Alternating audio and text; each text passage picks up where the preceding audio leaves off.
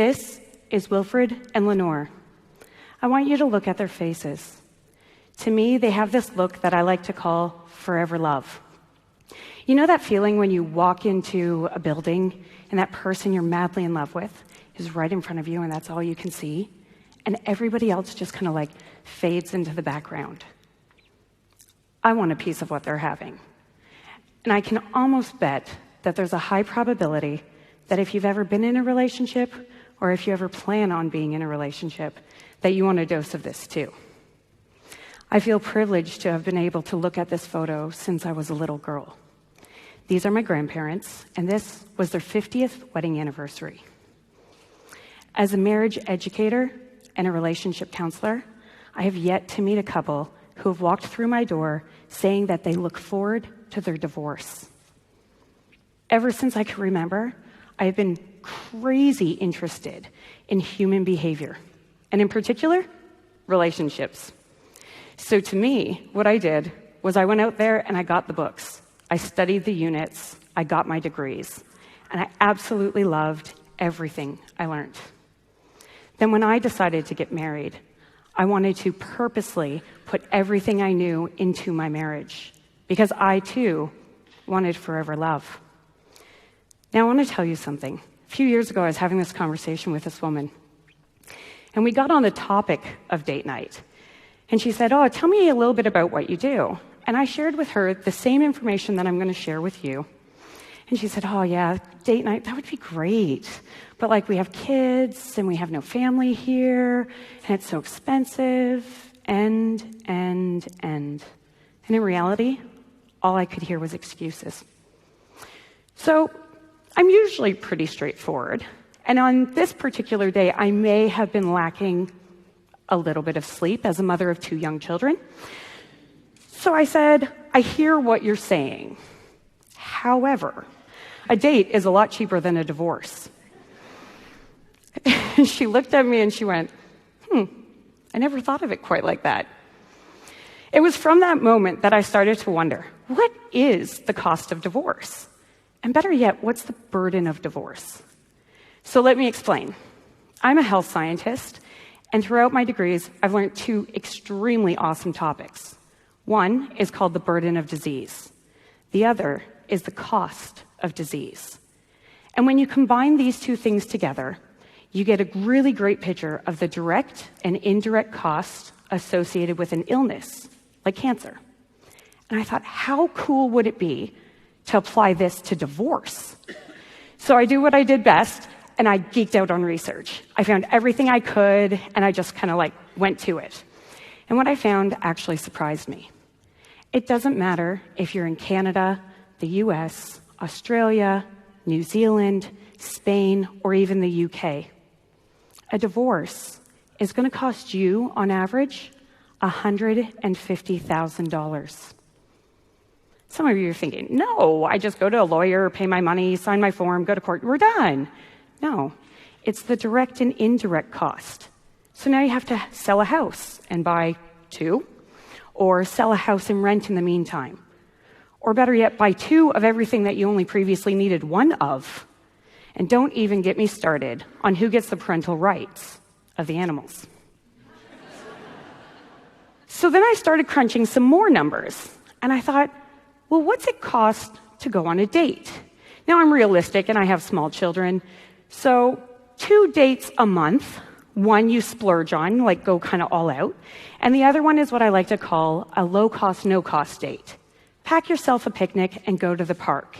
Get yourself an ice cream and sit at the beach watching the sunset over the ocean. Low cost to no cost and 1 splurge. Twice a month, over a period of a year, it's going to cost you roughly $2,500.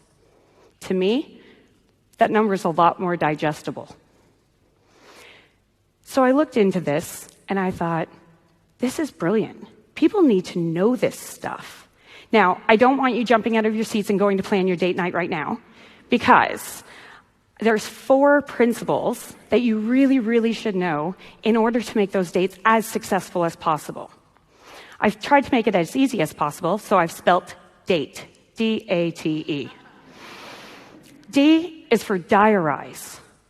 You absolutely need to go home and print off a calendar or go out and buy one, grab a pen, and circle the date that you're having a date on. Put it somewhere that everyone can see it. Everyone in the house, even the animals, make sure everyone can see that they know that is date. Because if you don't put it on the calendar, weeks and weeks will go by, and you know what? No date will be had. So make sure you diarize. A is for action. So I want you to take action. When you first started dating someone, chances are you each took a turn creating the date. Dates nowadays, after a while together, kind of sound like this. So it's Saturday. What do you want to do? I don't know. What do you want to do? Whatever. That is not a date. There is no surprise to that. So you want one person to plan the date and make it surprise and just invite the other person along. And then the next person is meant to create the next date so that you trade off. Go somewhere you haven't been. Do something exciting that you never thought possible. Those are the things you want to do. Going to a movie is not a date. I can sit next to anybody at a movie, just like you guys are. I'm guessing, well, maybe some of you, this is your date, which is great, great date. Make sure you make it about yourself. The next thing is talk. T for talk. Talk to each other in a positive light about your relationship. All the great things that have happened and that you want to continue doing in your relationship. Talk to each other about all the things that you fell in love with each other for and that you want to continue doing. Now, there's a small caveat with this, and bear with me. 3 things you cannot talk about. You cannot talk about work because this is a date. This is not work. If you have them, you cannot talk about your kids. Because if so, you might as well have not paid for the babysitter and brought them along. Finally, you can't talk about logistics or admin stuff, like who's driving who to the airport next, or did we actually hang out that laundry? No. I see it. I see those rolling eyes. Hold on, Amanda. I can't talk about work, my kids, or logistics. There's nothing left to talk about. Absolutely not. There's plenty more to talk about. And if you really think you have talked every topic out, come and see me. So what I want you to do, I want you to think about your partner, and I want you to answer this question.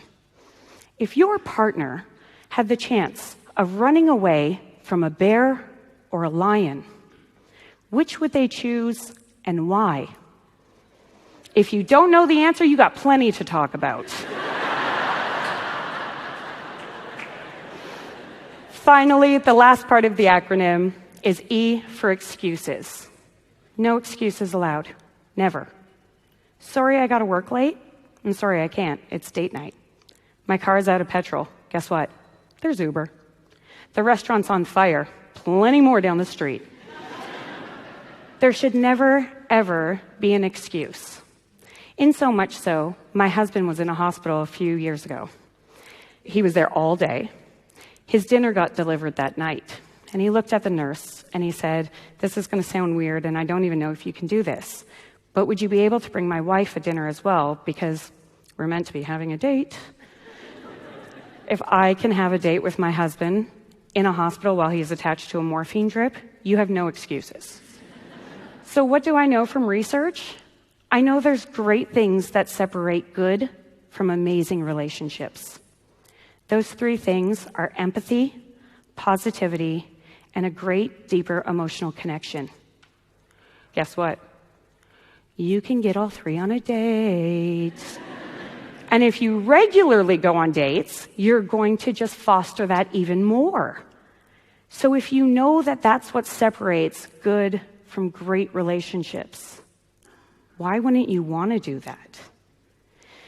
Now, don't get me wrong. When it comes to relationships, most of us have no clue what we're doing it. We're winging it.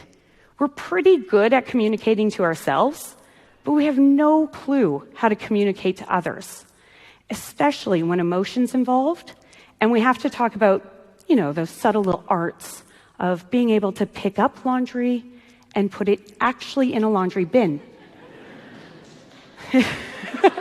There's one of them right there.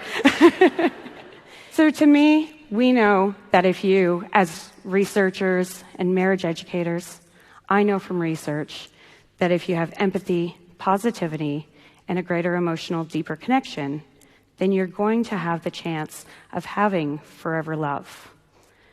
I would suggest that you treasure your relationships and take the opportunity to engage in dates as much as possible and make sure that your relationship is the priority.